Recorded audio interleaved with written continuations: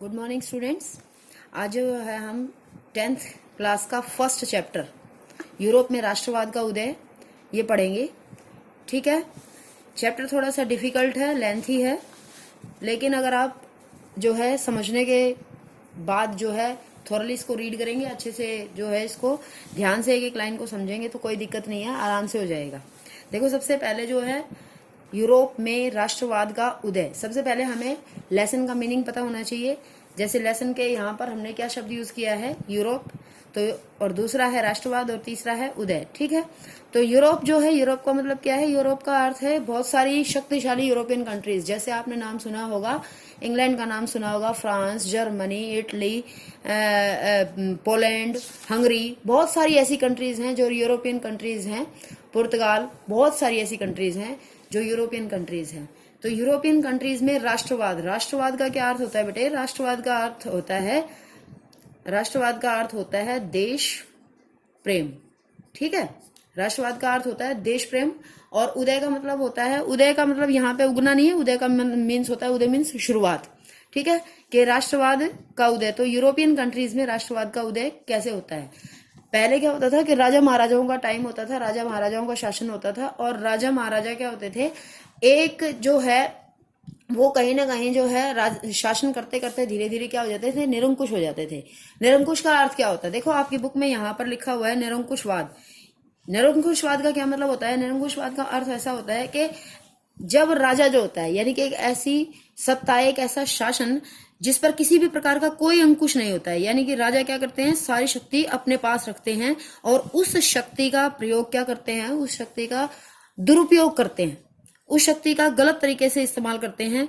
अपनी मर्जी से उन चीजों को जो है, जो भी उसको पावर मिली हुई है, उनको अपने तरीके से यूज करते हैं और जनता पर ज्यादा से ज्यादा अत्याचार करते हैं। ठीक है, निरंकुशवाद का मीनिंग ये होता है। तो जब राजा महाराजाओं का समय था और उस समय जो है राजा अपनी शक्ति का दुरुपयोग करने लगे थे और वो निरंकुशवादी हो रहे थे, तो धीरे धीरे जो है जनता में क्या भावना पैदा होती है, प्रजा के अंदर क्या भावना पैदा होती है? प्रजा के अंदर भावना पैदा होती है क्रांति की। वो उन ऐसे शासकों से छुटकारा पाना चाहते थे जो उनकी बात नहीं सुनते थे, उनको किसी प्रकार के अधिकार नहीं देते थे। तो ऐसी स्थिति में जितने भी जो यूरोपियन कंट्रीज थे, वहां पर धीरे धीरे क्या आना शुरू हो गया था, राष्ट्रवाद आना शुरू हो गया था। वहां पर राष्ट्रवाद का आने का तरीका क्या था? क्रांति। उन लोगों ने क्या किया? उन लोगों ने की क्रांति, और क्रांति के माध्यम से वहां पर राष्ट्रवाद पनपा, राष्ट्रवाद की जो है शुरुआत हुई। ठीक है, इसके बाद देखो, जैसे ही चैप्टर अपन खोलते हैं, चैप्टर खोलते ही यहाँ पर एक जो है बहुत ही सुंदर आपके सामने जो है एक तस्वीर आएगी, एक फोटो आएगा। उसके अंदर क्या दिखा रखा है? उसके अंदर देखो, उसके अंदर जो है अलग अलग बहुत सारे लोग हैं और अलग अलग प्रकार के सबके हाथ में झंडे हैं, और सब कहाँ जा रहे हैं? स्टैचू ऑफ लिबर्टी की तरफ बढ़ रहे हैं सब। और ऊपर से जो है फरिश्ते हैं, चारों तरफ जो फरिश्ते हैं वो सब देख रहे हैं और नीचे प्रजा को आशीर्वाद दे रहे हैं। ठीक है, इस तरीके का ये चित्र बनाया गया है। तो इस चित्र को बनाने का जो है, किसने ये चित्र बनाया? ये चित्र बनाया है फ्रेडरिक सारियू ने, ये चित्र बनाया है। ठीक है, विश्वव्यापी प्रजातांत्रिक और सामाजिक गणराज्यों का स्वप्न, राष्ट्रों के बीच संधि, 1848 में ये चित्र बनाया गया था। ठीक है, देखो बेटा, आपने पहला जो है पिछले 9th क्लास में पढ़ा है फ्रांस की क्रांति के बारे में, फ्रेंच रेवोल्यूशन, उसके बाद जो है रशियन रेवोल्यूशन भी पढ़ाया है, उसके बाद जो है हिटलर के बारे में भी पढ़ाया है। तो वो सब कौन सी कंट्रीज थी? वो सब यूरोपियन कंट्रीज हैं। ठीक है, उन यूरोपियन कंट्रीज के अंदर किस प्रकार से राजा निरंकुश होते हैं और उसके बाद राजा की सत्ता को पलट दिया जाता है और लोग क्रांति करते हैं, और क्रांति के बाद जो है क्या हो जाता है, वहां पर लोकतंत्र स्थापित करने की कोशिश की जाती है। ये सब चीजें आप अपने माइंड में रखेंगे कि बेसिकली जो है यहाँ पर भी क्या बताने की कोशिश की गई है। बेटा, इस लेसन में जो है हम सबसे पहले तो फ्रेंच रेवोल्यूशन को पढ़ेंगे, उसके बाद जो है फ्रेंच रेवोल्यूशन को थोड़ा सा पढ़ करके, और उसके बाद जो है हम यूनानी स्वतंत्रता का युद्ध पढ़ेंगे। यूनानी स्वतंत्रता के बाद जो है इटली का एकीकरण, जर्मनी का एकीकरण, और उसके बाद जो है बाल्कन कंट्रीज में किस तरीके से क्या सिचुएशंस पैदा हुई, उनके बारे में जानेंगे। ठीक है, तो बुक में देखो, सबसे पहले 1848 में एक फ्रांसीसी कलाकार फ्रेडरिक सारियू ने 4 चित्रों की एक श्रृंखला बनाई थी। इसमें उसने सपनों का एक संसार रचा जो उसके शब्दों में जनतांत्रिक और सामाजिक गणतंत्रों से मिलकर बना था। इस श्रृंखला के पहले चित्र को देखें। ये चित्र है नंबर 1।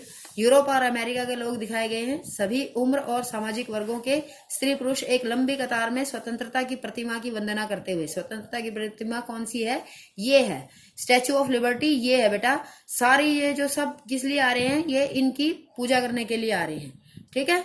उसके बाद फ्रांसीसी क्रांति के दौरान कलाकार स्वतंत्रता को महिला का रूप प्रदान किया करते थे। ये आपने जो है पहले लेसन उसमें पढ़ा है, उसमें क्या नाम है, फ्रेंच रेवोल्यूशन में पढ़ा है कि जो है स्वतंत्रता की देवी क्या होती थी, उसको स्वतंत्रता की देवी को मानव रूप में यानी कि मानव के प्रतिरूप में माना जाता था। उसी तरीके से यहाँ पर भी क्या कह रहे हैं, ये स्वतंत्रता के देवी के रूप में मान रहे हैं। ठीक है। यहाँ भी आप ज्ञानोदय की मशाल को पहचान सकते हैं जो उसके एक हाथ में है। ये देखो, ये एक हाथ में ज्ञानोदय की मशाल है, ज्ञान की मशाल है उनके एक हाथ में। ठीक है। और दूसरे हाथ में मनुष्यों के अधिकारों का घोषणा पत्र। ये घोषणा पत्र है जिसके अंदर क्या लिखा गया है, जिसके अंदर स्वतंत्रता, समानता और बंधुत्व, जो आप पिछले लेसन में पिछली क्लास में पढ़ के आए हैं फ्रेंच रेवोल्यूशन में, कि स्वतंत्रता, समानता और भाईचारा, ये तीन जो है घोषणा पत्र के ये मुख्य 3 बातें थी जिनको जो है महत्व दिया गया था और जिसके आधार पर क्रांति हुई थी। प्रतिमा के सामने जमीन पर निरंकुश संस्थानों के ध्वस्त अवशेष बिखरे हुए हैं। ये देखो जो साइड में पड़े हुए हैं। ठीक है। ये अवशेष कौन से हैं? ये उन राजाओं के महलों के, उन जगहों के, वे चीजें पड़ी हुई हैं। यहाँ पर चित्रकार ने ये दिखाने की कोशिश की है कि जो उस समय के राजा महाराजा होते थे, जो पावरफुल लोग होते थे, वो इस तरीके से कंकाल रूप में पड़े हुए हैं, वो अस्तित्वहीन हो चुके हैं। ठीक है। सारियों के कल्पना दर्श में दुनिया के लोग अलग राष्ट्रों के समूह में बटे हुए हैं जिनकी पहचान उनके कपड़ों और राष्ट्रीय पोशाक से होती है। कल्पना दर्श का मतलब क्या है बेटे? यूटोपियन, यानी कि इसमें जो है एक ऐसे समाज की कल्पना की है जिसका साकार होना लगभग असंभव है। यानी कि कल्पना दर्श क्यों कह रहे हैं? क्योंकि ये केवल चित्रकार की जो है अपनी सोच है कि एक प्रतिमा के पास जो है सभी देशों के लोग आएंगे, तो ये चित्रकार की कल्पना है, इसलिए इसको कल्पना दर्श कहा गया है। यूटोपिया जो है इसका इंग्लिश वर्ड है। ठीक है। उसके बाद स्वतंत्रता की मूर्ति से कहीं आगे इस जुलूस का नेतृत्व कर रहे हैं संयुक्त राज्य अमेरिका और स्विट्जरलैंड, जो तब तक राष्ट्र राज्य बन चुके हैं। फ्रांस जो क्रांतिकारी तरीके से पहचाना जा सकता है और प्रतिमा के पास अभी अभी पहुंचा है। ठीक है। उसके पीछे जर्मनी के लोग हैं जो काला, लाल और सुनहरा झंडा थामे हुए हैं। ये पूरा डिस्क्रिप्शन किसके बारे में बता रखा है आपको? ये पूरा डिस्क्रिप्शन जो है यहाँ तक चित्रकार ने किस प्रकार से जो है यूरोपियन कंट्रीज को एक स्टैचू ऑफ लिबर्टी के आगे आते हुए दिखाया है, उसके बारे में है। ठीक है। ये साइड में देखो, ये क्वेश्चन इंपॉर्टेंट है। अर्नेस्ट रेनन कौन थे? ये पेपर में क्वेश्चन आया हुआ है 1 नंबर में कि अर्नेस्ट रेनन कौन थे, ये राष्ट्र क्या है? अर्नेस्ट रेनन क्या थे?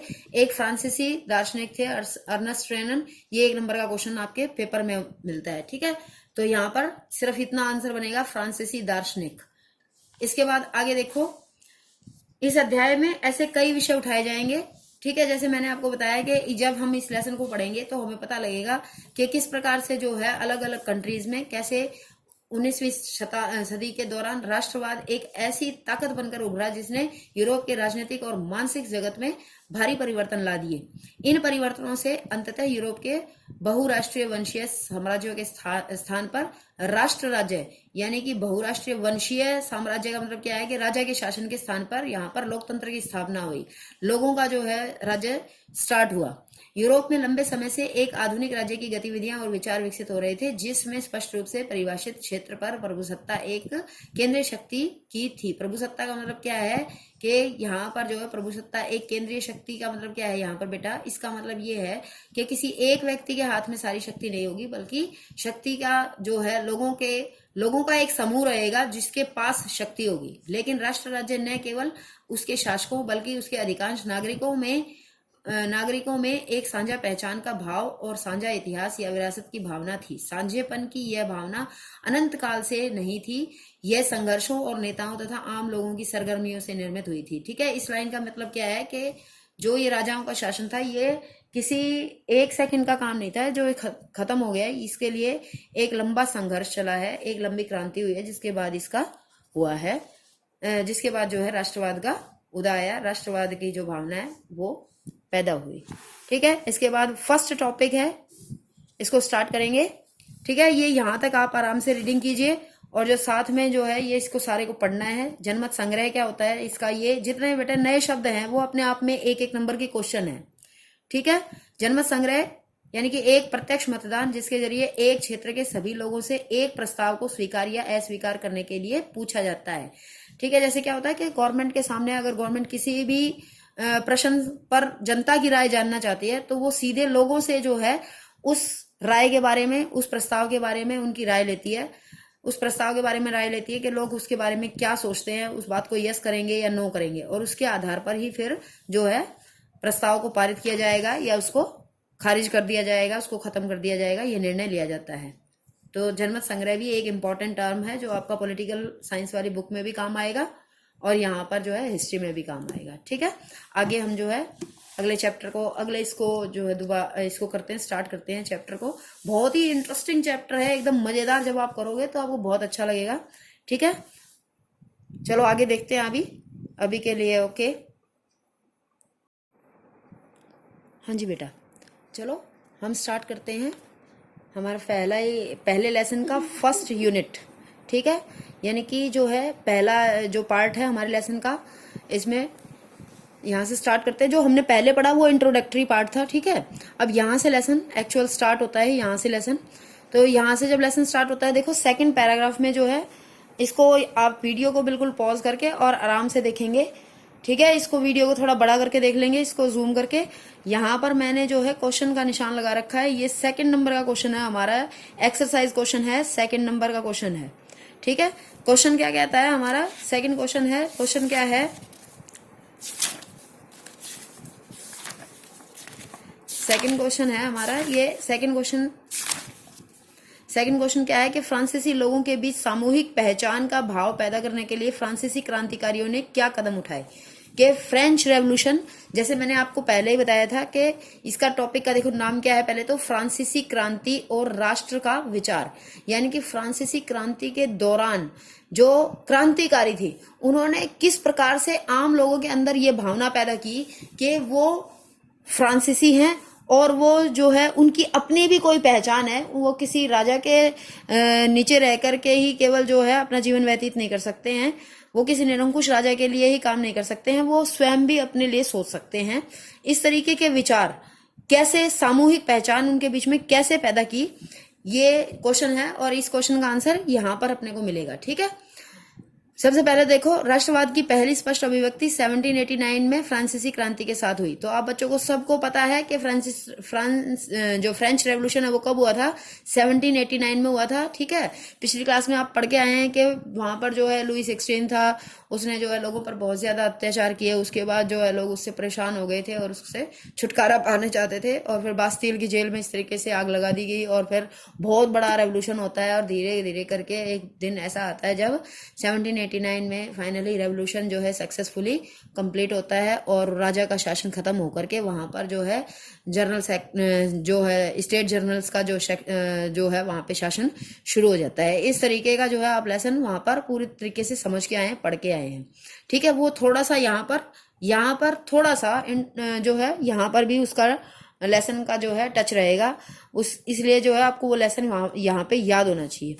ठीक है, उसके बाद जो है यहाँ पे आ जाओ कि ये जो सारा ये पढ़ लेंगे अपन। फ्रांसीसी क्रांति से जो राजनीतिक और संवैधानिक बदलाव हुए, उससे प्रभुसत्ता राजतंत्र से निकल करके कहाँ पर पहुंच गई बेटा, फ्रांसीसी नागरिकों के समूह में हस्तांतरित हो गई। हस्तांतरित का मतलब शिफ्ट हो गई। ठीक है, पहुंच गई। तो राजा से निकल के, राजतंत्र का मतलब राजा का शासन, राजा के शासन से निकल करके समूह, फ्रांसीसी नागरिकों के समूह में हस्तांतरित हो गई। क्रांति ने घोषणा की कि अब लोगों द्वारा राष्ट्र का गठन होगा और वे ही इसकी नियति तय करेंगे। उसके बाद देखो, यहाँ से प्रारंभ से ही फ्रांसीसी क्रांतिकारियों ने ऐसे अनेक कदम उठाए जिनसे फ्रांसीसी लोगों में एक सामूहिक पहचान की भावना पैदा हो सके। देखो, सबसे जरूरी होता है जब क्रांतिकारी जो है, क्रांतिकारियों के लिए सबसे इंपॉर्टेंट होता है कि लोगों को इस तरीके से तैयार करें कि लोग उनकी बात सुने, उनकी बात माने, और जो वो करवाना चाह रहे हैं, यानी कि क्रांति जो वो करवाना चाह रहे हैं, क्रांति के लिए जो भी काम वो करवाना चाह रहे हैं उसको वो आराम से खुशी खुशी आगे आकर के करें। तो इसके लिए सबसे जरूरी होता है कि लोगों के अंदर ऐसी भावना पैदा होनी चाहिए कि वो खुद को क्या समझे, वो खुद को एक समझे। सभी फ्रांसीसी लोगों को क्या लगना चाहिए कि वो सब एक जैसे हैं और उन सबके एक जैसे अधिकार हैं, एक जैसी आवश्यकताएं हैं, सेम उनकी समस्या है। तब फिर वो जब ऐसा सोचेंगे तो उसके बाद उनके अंदर जो है एकता की भावना पैदा होगी और फिर उनके अंदर जो है राष्ट्रवाद की भावना पैदा होगी, देश के प्रति, अपने प्रति वो सोच सकेंगे। तो इसके लिए देखो सबसे पहली बात क्या की कि पितृभूमि और नागरिक जैसे विचारों ने एक संयुक्त समुदाय के विचार पर बल दिया, जिसे एक संविधान के अंतर्गत समान अधिकार प्राप्त थे। ठीक है, उसके बाद अतः एक नया झंडा बनाया गया, फ्रांसीसी तिरंगा झंडा बनाया गया। ये सेकंड पॉइंट है, नया फ्रांसीसी तिरंगा झंडा बनाया गया, जिसने पहले के राष्ट्र ध्वज की जगह ले ली थी। जो पहले फ्लैग होता था उसकी जगह पे अब ये ट्राई कलर फ्लैग जो था वो माननीय हो गया था। तीसरा जो है स्टेट जनरल का चुनाव सक्रिय नागरिकों के समूह द्वारा किया जाने लगा और उसका नाम बदलकर क्या रख दिया गया था, अब नेशनल असेंबली रख दिया गया था। ठीक है, जैसे आपने पहले जो अपने लेसन पढ़े उनमें आपको पता है कि वहां पर क्या होता था कि राजा जो है राजा होता था और राजा के कुछ मंत्री होते थे जो सभी महत्वपूर्ण निर्णयों पर जो है सभी महत्वपूर्ण मुद्दों पर निर्णय लिया करते थे, जनता की कोई राय नहीं होती थी। ठीक है, तो वो चीजें थी। उसके बाद नई स्तुतियां रची गई। स्तुतियां का मतलब नई जो है नई तरीके की बातें लिखी गई, शब्दें ली गई, शहीदों का गुणगान किया गया और ये सब चीजें हुई। पांचवा पॉइंट है कि एक केंद्रीय प्रशासनिक व्यवस्था लागू की गई। केंद्रीय प्रशासनिक व्यवस्था का क्या मतलब है कि एक ऐसी प्रशासनिक व्यवस्था, कुछ लोगों का इस तरीके की सरकारी व्यवस्था जिसके अंतर्गत जो है सब काम करेंगे। ठीक है, जिसने अपने भूभाग में रहने वाले सभी नागरिकों के लिए समान कानून बनाए। आंतरिक आयात निर्यात शुल्क समाप्त कर दिए गए। आंतरिक आयात निर्यात का क्या मतलब है बेटा कि जो देश के अंदर ही जो है, देश के अंदर जैसे मान लीजिए जो है फ्रांस के अंदर ही सामान इधर से उधर ले जाया जा रहा है तो उस पर भी टैक्स लग रहा है, तो उसको खत्म कर दिया गया। ठीक है, भार तथा नापने की एक समान व्यवस्था लागू की गई और क्षेत्रीय बोलियों को हतोत्साहित, क्षेत्रीय बोलियां जो थी उनको जो है हतोत्साहित करना, यानी कि उनका प्रोत्साहन कम करना, उनको बढ़ावा ना देना। उसके स्थान पर पेरिस में फ्रेंच जैसी बोली और लिखी जाती थी, वही राष्ट्र की साझी भाषा बन गई थी। ठीक है, तो फ्रेंच भाषा पर ज्यादा जोर दिया गया और जो स्थानीय बोलियां थी, जो क्षेत्रीय बोलियां थी, उनको हतोत्साहित किया गया। ये सारी चीजें जो है लागू की गई ताकि लोगों के अंदर जो है क्या हो सके, सामूहिक पहचान पैदा हो सके। ये वेरी इंपॉर्टेंट क्वेश्चन है, इनफैक्ट ये इस साल आया भी है ये क्वेश्चन। ठीक है, उसके बाद क्रांतिकारियों ने यह भी घोषणा की कि फ्रांसीसी राष्ट्र का यह भाग्य और लक्ष्य था कि यूरोप के लोगों को निरंकुश शासकों से मुक्त कराया जाए। दूसरे शब्दों में फ्रांस यूरोप के अन्य लोगों को राष्ट्रों में गठित करने में मदद देगा। जब फ्रांस की घटनाओं की खबर जो है यूरोप के विभिन्न शहरों में पहुंची तो छात्र तथा शिक्षित मध्य वर्ग के अन्य सदस्य जैकोबिन क्लबों की स्थापना करने लगे। ये बहुत इंपॉर्टेंट है, जैकोबिन क्लब, जैकोबिन क्लब्स की स्थापना करने लगे। जैकोबिन क्लब्स के अंदर मुख्य रूप से कौन होते थे, छात्र होते थे और शिक्षित मध्यम वर्ग के लोग होते थे जो जैकोबिन क्लब्स के अंदर होते थे। और इन जैकोबिन क्लब्स के अंदर क्या किया जाता था, इनके अंदर जो है इस तरीके की राष्ट्रवाद से संबंधित जो है गतिविधियां चलाई जाती थी कि किस प्रकार जो है यूरोप को जो है आजाद करवाया जाए। ठीक है, उनकी गतिविधियों और अभियानों ने उन फ्रेंच सेनाओं के लिए रास्ता तैयार किया जो 1790 के दशक में हॉलैंड, बेल्जियम, स्विट्जरलैंड और इटली के बड़े इलाकों में घुसी। तो ये सारे भी कौन सी कंट्रीज हैं, ये सब भी यूरोपियन कंट्रीज हैं। क्रांतिकारी युद्धों के शुरू होने के साथ ही फ्रांसीसी सेनाएं राष्ट्रवाद के विचार को विदेशों में ले जाने लगी। नेपोलियन के नियंत्रण में जो विशाल क्षेत्र आया, यहां उसने ऐसे अनेक सुधारों की शुरुआत की जिन्हें फ्रांस में पहले ही आरंभ किया जा चुका था। फ्रांस में राजतंत्र वापस लाकर नेपोलियन ने निसंदेह वहां प्रजातंत्र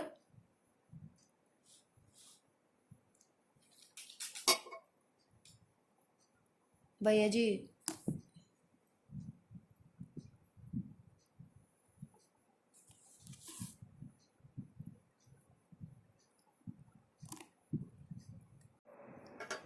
हाँ बेटा, पढ़ते पढ़ते पुरानी वीडियो में ना थोड़ी सी दिक्कत आ गई थी, तो अब हम आगे चलते हैं।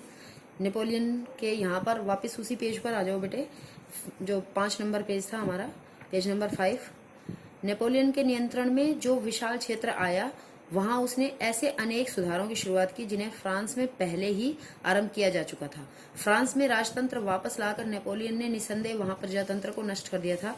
ठीक है, तो फ्रेंच रेवोल्यूशन जैसे पहले जो है फ्रांस के अंदर क्या था, फ्रांस के अंदर पहले राजा का शासन था, फिर एक बड़ी क्रांति के बाद पहले राजा का शासन था, उसके बाद एक बड़ी क्रांति के बाद 1789 में वहां पे राजा के शासन को खत्म करके और वहां पर नेशनल असेंबली जो है बनाई गई थी, उसके अनुसार कार्य होता था। लेकिन फिर से जो है नेपोलियन ने आकर के और क्या किया, राजतंत्र को खत्म कर दिया और वहां पर प्रजातंत्र को लागू कर दिया। ठीक है, और लेकिन वहां पर जो है जिस तरीके के उसने आते ही सुधार किए, उन सुधारों से लोग काफी प्रभावित थे और शुरुआती तौर पर अगर हम देखें तो उन प्रभावों से खुश भी थे। ठीक है, लेकिन बाद में फिर क्या होता है, अभी पहले ये पढ़ो, पहले ये क्या कहते हैं कि यहाँ पर था कि निसंदेह वहां प्रजातंत्र को नष्ट किया था, मगर प्रशासनिक क्षेत्र में उसने क्रांतिकारी सिद्धांतों का समावेश किया था। ठीक है, देखो यहां से जहां पर मैंने निशान लगा रखा है, ठीक है, यहां से जो है हमारा क्वेश्चन नंबर 5 है, एक्सरसाइज का क्वेश्चन नंबर 5 है। यहां से ये सब आपको अपनी फेयर नोटबुक में लिखना है। ठीक है, ये पहले बुक में निशान लगाएंगे, उसके बाद फेयर नोटबुक में लिखना है। प्रशासनिक क्षेत्र में उसने क्रांतिकारी सिद्धांतों का समावेश किया था। तो ये क्वेश्चन आता है कि 1804 की नागरिक संहिता के बारे में आप क्या जानते हैं, ठीक है, या फिर नेपोलियन संहिता के बारे में आप क्या जानते हैं। तो जो नेपोलियन संहिता या फिर 1804 की नागरिक संहिता, दोनों का मतलब सेम है, दोनों का मतलब एक ही है। ठीक है, इसने जो है प्रशासनिक क्षेत्र में काफी सुधार किए। कौन कौन से सुधार किए बेटा, सबसे पहले तो देखो ये वाला, सबसे पहला नंबर 1, जन्म पर आधारित विशेषाधिकारों को समाप्त कर दिया कि जन्म के आधार पर अगर मान लीजिए राजा का बेटा राजा है तो ऐसी स्थिति में कोई ये जरूरी नहीं है कि राजा का बेटा राजा है तो उसको राजा ही बनाया जाएगा। ठीक है, ऐसा नहीं है कि तो जन्म के आधार पर जो भी विशेषाधिकार थे उन्हें समाप्त कर दिया गया था। उसने कानून के समक्ष बराबरी और संपत्ति के अधिकार को सुरक्षित बनाया कि कानून के समक्ष सब समान है, चाहे कोई अमीर है चाहे कोई गरीब है, और संपत्ति के अधिकार को भी सुरक्षित किया, यानी कि लोगों को अपनी पर्सनल संपत्ति रखने का अधिकार रहेगा। तीसरा पॉइंट है कि इस संहिता को फ्रांसीसी नियंत्रण के अधीन क्षेत्रों में भी लागू किया गया कि जहां पर जो है केवल ओनली फ्रांस के अंदर नहीं, जो फ्रांस के नियंत्रण में जो क्षेत्र आता था, यानी कि डच गणतंत्र, स्विट्जरलैंड, इटली और जर्मनी, यहाँ पर भी जो है सारे जो फ्रांस के अंदर जो नियम कायदे कानून लागू किए गए थे, जो नागरिक संहिता फ्रांस में लागू की गई थी, सेम जो फ्रांस के नियंत्रण में जो क्षेत्र आते थे, जो उसके नियंत्रण में क्षेत्र आते थे, उनके अंदर भी इसको एज इट इज लागू किया गया। ठीक है, उसके बाद फोर्थ पॉइंट है हमारा यहाँ से, सामंती व्यवस्था को खत्म किया और किसानों को भूदासत्व और जागीरदारी शुल्कों से मुक्ति दिलाई। तो सामंती व्यवस्था को खत्म करने का, सामंती व्यवस्था का क्या मतलब होता है बेटा, ऐसे होता था कि पहले ये होता था कि राजा होता था, राजा कुछ व्यक्तियों को सामंत के रूप में नियुक्त कर देता था। वो सामंत सभी किसानों से कर इकट्ठा करते थे और उस कर में से कुछ भाग वो स्वयं रख लेते थे और कुछ राजा के पास भेज दिया करते थे। ठीक है, तो वो कर का निर्धारण जो है वो सामंती जो व्यक्ति होता था वो खुद ही करता था। ठीक है, वो राजा को कुछ कहे चाहे ना कहे, लेकिन ये सारा जो है निर्धारित करने का काम मुख्य किसका होता था, सामंत का होता था। तो ये सामंती व्यवस्था को खत्म कर दिया गया। क्यों? क्योंकि इससे जो है किसानों पर जो है नाजायज रूप से उनसे टैक्स लिया जाता है, उन पर बिना बात के जो है उनको मजबूर किया जाता था। ठीक है, उसके बाद जो है इसी के साथ ही आगे ही पॉइंट है, फोर्थ पॉइंट ही है ये, और किसानों को भूदासत्व और जागीरदारी शुल्कों से मुक्ति दिलाई गई। उसके बाद नंबर 5 देखो, शहरों में भी कारीगरों के श्रेणी संघों के नियंत्रणों को हटा दिया गया। श्रेणी संघों के नियंत्रण, श्रेणी संघ क्या होते हैं बेटे, श्रेणी संघ होते हैं जैसे जो है कुछ बड़े बड़े व्यापारी होते हैं, ठीक है, जिनके जो क्या करते हैं, कुछ लोगों को अपने अंडर रखते हैं और उनको जो है काम की ट्रेनिंग देते हैं, पैसा देते हैं, और इस तरीके से जो है फिर वो लोग उनके अंदर ही, उनके जो है नीचे ही रहते हैं और उधर ही काम करते हैं। इस तरीके से जो है ग्रुप होते हैं ये, तो श्रेणी संघ होते हैं ये, जो कारीगरों के ऊपर अपना जो अधिकार जमाए रखते हैं, एक तरीके से उनको स्वतंत्र नहीं रहने देते। ठीक है, तो वो चीज होती है। उसके बाद उसको खत्म कर दिया गया कि भाई श्रेणी संघ नहीं होने चाहिए, कारीगरों को स्वतंत्रता रहनी चाहिए। उसके बाद जो है 6 पॉइंट है, यातायात और संचार व्यवस्थाओं को सुधारा गया कि यातायात और संचार व्यवस्थाएं पहले से अच्छी होनी चाहिए। यहाँ तक आप जो है इसका आंसर लिख देंगे। ठीक है, उसके बाद देखो आगे, किसानों, कारीगरों, मजदूरों और नए उद्योगपतियों ने नई नई मिली आजादी को चखा। भाई सबको जो है स्टार्टिंग में जब ये बदलाव किए गए तो सबको अच्छे लगे, ठीक है, लेकिन बाद में जो है एक बार तो सबको अच्छे लगे क्योंकि समान नाप, समान भार, सब जगह कहीं पर भी चले जाओ, कोई जो है आयात निर्यात, जो देश के अंदर जो पहले आयात निर्यात शुल्क होता था वो खत्म हो गया था, जन्म के आधार पर जो विशेष हुए थे, ठीक है, संपत्ति रखने का लोगों के पास अधिकार हो गया था। जब ऐसे कानून के सामने चाहे कोई गरीब व्यक्ति है चाहे अमीर व्यक्ति है, सबके साथ समान व्यवहार होता था। तो ऐसी ऐसी चीजें जब लागू हुई, किसानों के हकों की बात की गई, किसानों को जो है उनको जो है अधिकार दिए गए कि वो स्वतंत्रता पूर्वक अपना काम कर सके, जब ऐसे ऐसे चीजों की बात की गई तो उससे कहीं ना कहीं लोगों को शुरू में तो बहुत ही ज्यादा अच्छा लगा कि नेपोलियन ने बहुत अच्छा किया, लेकिन बाद में धीरे धीरे लोगों को जो है ये समझ में आने लगा कि नेपोलियन के ये सब जो काम है ये कोई ज्यादा फायदेमंद नहीं है, ज्यादा अच्छे नहीं है।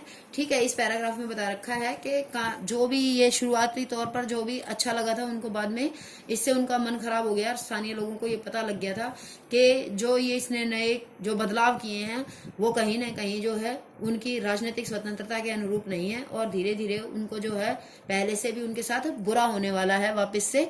ठीक है, इसलिए जो है उन्होंने क्या किया, बढ़ते हुए कर, सेंसरशिप और बाकी यूरोप को जीतने के लिए फ्रेंच सेना में जबरन भर्ती से हो रहे नुकसान प्रशासनिक परिवर्तनों से मिले फायदों से कहीं ज्यादा नजर आने लगे थे। कि जो नेपोलियन जो है, ये देखो ये नेपोलियन ने जो है ये रूल बना दिया था कि लोगों को जबरदस्ती फ्रेंच सेना में शामिल किया जाता था, और उसने ये कहा कि सेना में शामिल होना कंपलसरी रहेगा, जितने ज्यादा लोग सेना में भर्ती होंगे उतना ही देश के लिए अच्छा है।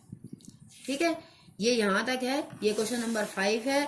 आपको ये अपने इसमें बुक में निशान लगाना है, उसके बाद नोटबुक में राइट डाउन करना है और इसको लर्न करना है।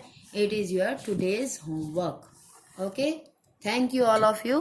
ध्यान से पढ़ें और खुश रहें, घर में ही रहें, कोरोना वायरस से बचे रहें।